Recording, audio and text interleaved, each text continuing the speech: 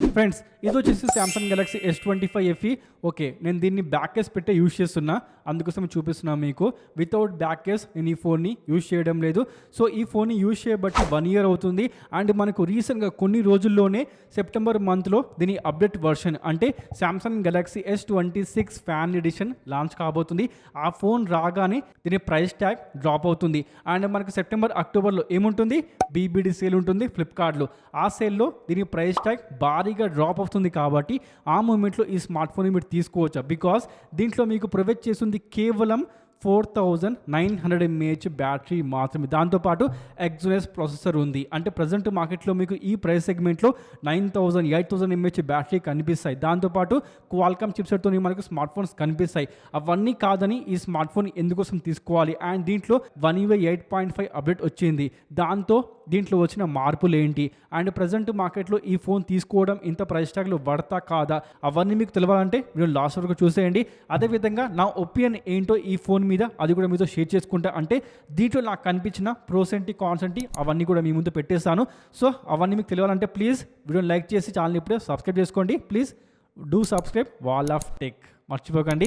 ఇక ఫోన్ విషయానికి వస్తే Samsung Galaxy S25 FE. First మీకు చెప్పాల్సింది ఈ ఫోన్ యొక్క డిజైన్ విషయానికి వస్తే ఇది కంఫర్టబుల్గా మీ చేతిలో వచ్చేసింది. అండ్ ఇది వచ్చేసి slim smart phone. Because Samsung యొక్క S సిరీస్ స్మార్ట్ ఫోన్ కాబట్టి బిల్డ్ క్వాలిటీ మనకు అదే రేంజ్లో ఉంటుంది. అంటే గ్లాస్ బాడీ ప్రొవైడ్ చేస్తున్నారు, అల్యూమినియం ఫ్రేమ్ ఉంటుంది. అండ్ మనకు రియర్ సైడ్లో ఉన్నది మ్యాట్ ఫినిషింగ్తో వస్తుంది. చూడండి, మెరవడం లేదనమాట. అంటే ఓవరాల్గా డిజైన్ విషయానికి వస్తే చాలా బాగుంది. కంఫర్టబుల్గా రోజంతా మీరు చేతిలో పట్టుకోవచ్చు. అది లేడీస్ అయినా జెంట్స్ అయినా ఈజీగా మీకు చేతిలో వచ్చేస్తుంది. అంటే వెయిట్ పరంగా కానీ డిజైన్ పరంగా కానీ ఎలాంటి కాన్స్ లేవని చెప్తాను. అండ్ యూస్ చేసుకోవాలి అనుకుంటే మాత్రం ఇలా ఒక బ్యాక్ కేస్ పెట్టి మీరు వాడుకోవచ్చు. నేను మాత్రం వితౌట్ బ్యాక్ కేస్ ఈ ఫోన్ని యూజ్ చేయలేదు. సో మీరు కూడా యూజ్ చేసుకోవాలి అనుకుంటే మాత్రం ఇలా బ్యాక్ కేస్ పెట్టి వాడుకోండి. లేదు అనుకుంటే వితౌట్ బ్యాక్ కేస్ కూడా యూజ్ చేసుకోవచ్చు. Because glass body and aluminium frame ఉంది కాబట్టి ఎలాంటి ఇష్యూ ఉండదు. అది మీ ఇష్టం, మీరు ఏ విధంగా ఈ స్మార్ట్ ఫోన్ని వాడుకోవచ్చు. ఇక నెక్స్ట్ వచ్చేసి దీని పర్ఫార్మెన్స్ విషయానికి వస్తే దీంట్లో మీకు ప్రొవైడ్ చేస్తుంది ఎగ్జోనస్ చిప్సెట్. అంటే చాలామంది కన్సర్న్ ఏంటి అంటే ఎగ్జోనస్ ఉంది కాబట్టి హీటింగ్ ఇష్యూ ఏమైనా ఉందా, దాంతోపాటు పర్ఫార్మెన్స్లో డ్రాప్ ఏమైనా ఉందా, ఇవే 2 మేజర్ ప్రాబ్లమ్స్ ఉంటాయి కదా ఎగ్జోనస్లో. కానీ అలాంటి ప్రాబ్లమ్స్ ఈ స్మార్ట్ ఫోన్లో లేవు. బికాజ్ దీంట్లో మీకు ప్రొవైడ్ చేస్తుంది ఎగ్జోనస్ 2400. అంటే డైలీ లైఫ్లో మీకు ఎక్కడ కూడా పర్ఫార్మెన్స్లో డ్రాప్ కనిపించదు. అది యాప్ ఓపెనింగ్, క్లోజింగ్ కానీ, ఇన్స్టాగ్రామ్, యూట్యూబ్, దాంతోపాటు వీడియో ఎడిటింగ్, జెమినై, ChatGPT, దాంతోపాటు కాల్ చేసిన పర్ఫార్మెన్స్లో డ్రాప్ కనిపించదు. అంటే ఇన్ షార్ట్ చెప్పేది ఏంటి అంటే డే టు డే లైఫ్లో మీకు పర్ఫార్మెన్స్లో ఎక్కడ కూడా డ్రాప్ కనిపించదు. కానీ ఎక్కడ అంటే మాత్రం తేడా కొట్టేది గేమింగ్ దగ్గర. ఎస్, దీంట్లో వచ్చేసి మీరు గేమింగ్ చేసుకోవాలి అనుకుంటే 1-2 సార్లు ఆలోచించాలి భయ్య. ఎందుకోసం అంటే ఈ స్మార్ట్ ఫోన్ లాంచ్ అయినప్పుడు అంటే వచ్చినప్పుడు BGMI సపోర్ట్ చేసింది 60 FPS. ఆ తర్వాత ఒక 3 months తర్వాత సపోర్ట్ ఇచ్చింది 90 FPS. అండ్ ఇప్పుడు One UI 8.5 తర్వాత మీకు సపోర్ట్ చేస్తుంది 120 FPS. ఓకే, మంచి FPS సపోర్ట్ చేస్తుంది కదా, మరి గేమింగ్ చేసుకోవచ్చా అంటే మాత్రం లేదు. అదే అందరు చేసే మిస్టేక్. బికాస్ మీరు గేమింగ్ చేస్తుంటే 90 FPS గేమింగ్ చేసినా కూడా మీకు స్టేబుల్ FPS మీకు ప్రొవైడ్ చేయదు. 120 FPS చేస్తే మీకు అస్సలు 120 FPS ఎప్పుడు కూడా కనిపించదు. 90 FPS నుండి 110 FPS వరకు మీకు ఆల్మోస్ట్గా ప్రొవైడ్ చేస్తుంది. కానీ ఎప్పుడు కూడా మీకు 120 FPS ఈ స్మార్ట్ ఫోన్ మీకు ప్రొవైడ్ చేయదు. అందుకోసం చెప్తున్నా, ఈ స్మార్ట్ ఫోన్ మీరు గేమింగ్ కోసం యూజ్ చేయమాకండి. దాంతోపాటు గేమింగ్ చేస్తున్నప్పుడు హీటింగ్ ఇష్యూ ఈ స్మార్ట్ ఫోన్లో మీరు నోటీస్ చేయవచ్చు. బికాస్ ఇది వచ్చేసి ఎగ్జోనస్ కాబట్టి దీంట్లో మీకు GPU అంత పవర్ఫుల్గా లేదు కాబట్టి ఇక్కడ మీకు హీటింగ్ ఇష్యూ ఉంటుంది. అది కూడా హెవీ పర్ఫార్మెన్స్లో. అంటే పీక్ లెవెల్లో మీరు గేమింగ్ చేస్తుంటే మాత్రం చెప్పాను కదా 120 FPS, అదేవిధంగా 1 hour 2 hours మీరు గేమింగ్ చేస్తుంటే మాత్రం దీంట్లో మీకు హీటింగ్ ఇష్యూస్ ఉన్నాయి. ఫ్రేమ్ డ్రాప్ ఇష్యూ దీంట్లో మీకు కనిపిస్తుంది. అంటే మీకు కట్టుకట్టుగా చెప్పేది ఏంటి అంటే ఈ స్మార్ట్ ఫోన్ గేమింగ్ పర్పస్తో తీసుకుందాం అనుకుంటే మాత్రం మర్చిపోండి, ఈ స్మార్ట్ ఫోన్ మీకోసం కాదు. కానీ వీడియో ఎడిటింగ్ అంటే 4K వీడియో ఎడిటింగ్ చేద్దామనుకుంటే మాత్రం ఈ స్మార్ట్ ఫోన్లో మీరు చేసుకోవచ్చు. రెండరింగ్ విషయానికి వస్తే అది కూడా స్పీడ్గా ఉంది.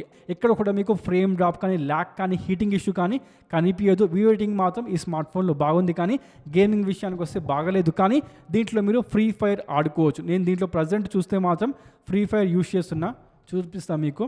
చూడండి, ఫ్రీ ఫైర్ నేను ప్రజెంట్ ఈ స్మార్ట్ ఫోన్లో యూజ్ చేస్తున్నా. కానీ BGMI మాత్రం తీసేసాను. రీజన్ అదే, బీజిఎంఐ యూస్ చేస్తుంటే ఎక్కువ హీట్ అవుతుంది, బికాజ్ అక్కడ మీకు ఎఫ్పిఎస్ అని ఎక్కువ గ్రాఫిక్స్ అని ఉంటాయి కాబట్టి అది మీకు సపోర్ట్ చేయడం లేదు ఎక్కువ మంచిగా. కానీ ఇది వచ్చేసి మాత్రం ఫ్రీ ఫైర్ లాంటి చిన్న గేమ్, దీంట్లో మీరు ఆడుకోవచ్చు, దాంట్లో మీకు ఎలాంటి ఇష్యూ ఉండదు. కానీ నా పర్పస్ మాత్రం ఒకటే భయ, గేమింగ్ పర్పస్ తీసుకుందాం అనుకుంటే మాత్రం ఈ స్మార్ట్ ఫోన్ మర్చిపోండి. డే టు డే పర్ఫార్మెన్స్లో ఈ స్మార్ట్ ఫోన్ చాలా బాగుంటుంది. దాంతోపాటు 8GB ర్యామ్తో వస్తుంది, కానీ 8GB 128GBలో UFS 3.1 ఆఫర్ చేస్తున్నారు. మీరు తీసుకోవాలి అనుకుంటే మాత్రం గో విత్ UFS 4.0. అది మీకు ఎక్కడ దొరుకుతుంది అంటే మాత్రం 128GB కన్నా హయ్యర్ వేరియంట్లో మీకు UFS 4.0 ఆఫర్ చేస్తున్నారు. కేవలం 128GBలో మాత్రమే UFS 3.1 ఉంది, అది మాత్రం గుర్తుపెట్టుకోండి.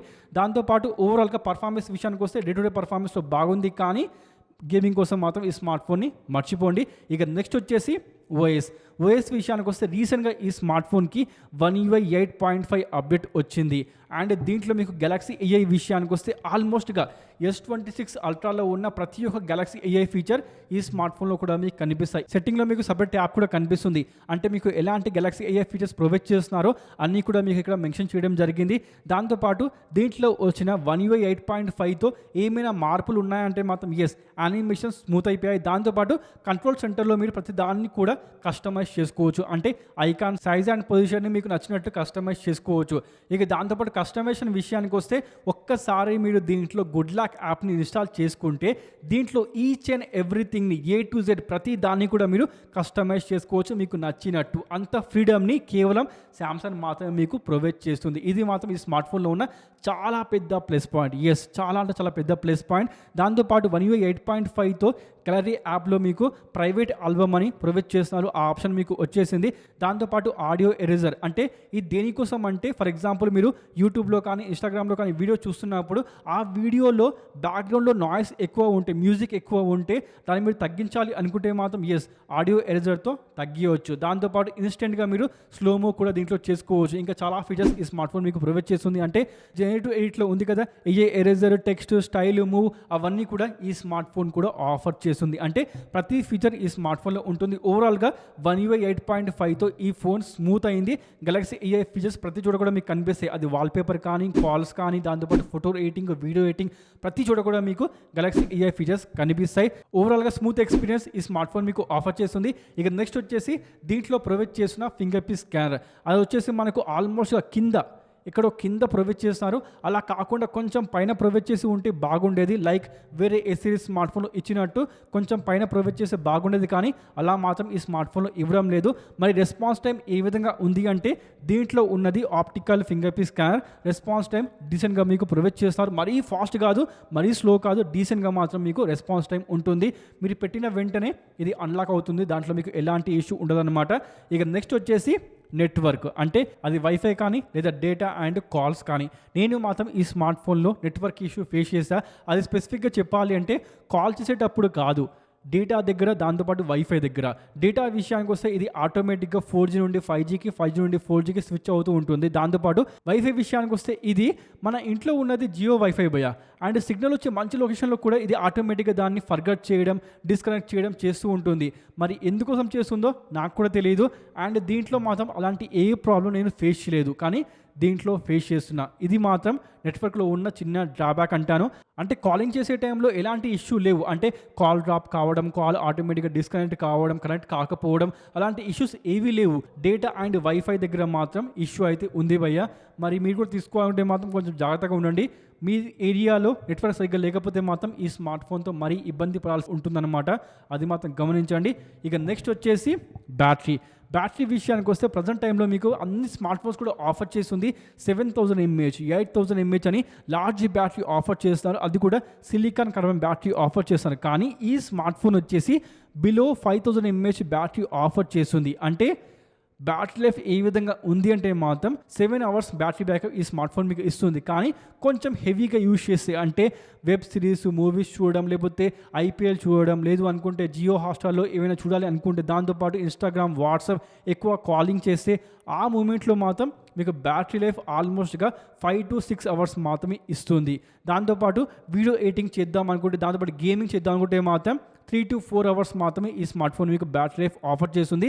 అంటే డైలీ లైఫ్లో మీరు డే టు డే లైఫ్లో యూస్ చేసుకోవాలంటే మాత్రం ఈజీగా మీకు 7 అవర్స్ బ్యాటరీ బ్యాకప్ ఈ స్మార్ట్ ఫోన్ మీకు ఇస్తుంది. ఎస్, బ్యాటరీ కెపాసిటీ తక్కువ ఉన్నప్పటికీ కూడా ఈజీగా మీకు 7 అవర్స్ బ్యాటరీ బ్యాకప్ ఈ స్మార్ట్ ఫోన్ అయితే మీకు ప్రొవైడ్ చేస్తుంది. కానీ నేను చేసే పని ఏంటి అంటే మార్నింగ్ ఈ స్మార్ట్ ఫోన్కి ఛార్జ్ పెడతాను, మళ్ళీ ఈవినింగ్ అంటే 6 to 7 ఆ మూమెంట్లో మళ్ళీ ఛార్జ్ పెడతాను. అంటే డేలో ఖచ్చితంగా 2 times ఛార్జ్ పెట్టాల్సిందే, బికాస్ ఆఫ్ బ్యాటరీ కెపాసిటీ తక్కువ ఉంది కాబట్టి. అది మాత్రం మర్చిపోకండి. అండ్ వన్ మోర్ థింగ్, నేను వచ్చేసి హెవీ యూజర్ని, అంటే ఇన్స్టాగ్రామ్, యూట్యూబ్, వాట్సాప్, దాంతోపాటు వీడియో ఎడిటింగ్, ఫోటో ఎడిటింగ్ అన్నీ చేస్తూ ఉంటా కాబట్టి నాకైతే ఈ స్మార్ట్ ఫోన్ ఆల్మోస్ట్గా 5 to 6 అవర్స్ మాత్రమే ఇస్తుంది. అలా కాకుండా జస్ట్ వాట్సాప్, కాలింగ్, అది కొంచెం ఇన్స్టాగ్రామ్ ఆ విధంగా యూజ్ చేస్తే మాత్రం ఈ స్మార్ట్ ఫోన్ మీకు 7 అవర్స్ కన్నా ఎక్కువనే బ్యాటరీ బ్యాకప్ ప్రొవైడ్ చేస్తుంది. అది మాత్రం మీరు గమనించండి. ఇక దాంతోపాటు దీంట్లో మీకు ప్రొవైడ్ చేస్తుంది 45 watts fast charging and 15 watts wireless charging. Wireless charging విషయానికి వస్తే నేను ఆల్మోస్ట్గా ఒక 5 to 6 times మాత్రమే యూజ్ చేసా ఈ స్మార్ట్ ఫోన్లో, బికాస్ ప్రొవైడ్ చేస్తుంది 15 watts కాబట్టి పెద్దగా బాగుండదు, దాన్ని ఇగ్నోర్ చేయండి. అండ్ 45 watts ఫాస్ట్ ఛార్జింగ్ విషయానికి వస్తే ఆల్మోస్ట్గా ఒక 45 minutesలో మీకు ఫుల్ ఛార్జ్ చేస్తుంది. కానీ దీంట్లో ఇచ్చినట్టు 60 watts ఇస్తే బాగుండేది. అది కొంచెం అత్యాశ అయిపోతుంది. కానీ ఓకే, 45 watts ఓకే అంటాను. కానీ రాబోతున్న S26 FEలో అట్లీస్ట్ 50 watts ఇస్తే బాగుంటుంది. మీరేమంటారు? తప్పకుండా కామెంట్ చేయండి. ఇక నెక్స్ట్ వచ్చేసి కెమెరా విషయానికి వస్తే ఈ స్మార్ట్ ఫోన్లో మీకు 50 MP primary sensor, 8 MP telephoto, 12 MP ultra wide angle ఉంటుంది and 12 MP selfie camera offer చేస్తున్నారు. డే టైంలో మీరు ఏ కండిషన్లో ఏ యాంగిల్లో ఫోటో తీసినా కూడా, ఏ కెమెరాతో తీసినా కూడా ఫొటోస్ పర్ఫెక్ట్గా వస్తాయి. అది ప్రైమరీ సెన్సార్ కానీ, టెలిఫోటో కానీ, అల్ట్రా వైడ్ యాంగిల్ కానీ, లేదా సెల్ఫీ కెమెరా కానీ నైట్ టైంలో కొంచెం లైటింగ్ తక్కువ ఉంటే మాత్రం దీంట్లో ఫొటోస్ సరిగ్గా రావు. అంటే కొన్నిసార్లు బాగా వస్తాయి, కొన్నిసార్లు మంచిగా రావు. ఇంకోటి ఏంటి అంటే టెలిఫోటో కెమెరాతో మీరు 30x వరకు జూమ్ చేసుకోవచ్చు. కానీ 30x జూమ్ చేసి మీరు ఫొటోస్ తీస్తే రిజల్ట్ మాత్రం బాగుండదు. అది మాత్రం మీరు గమనించండి.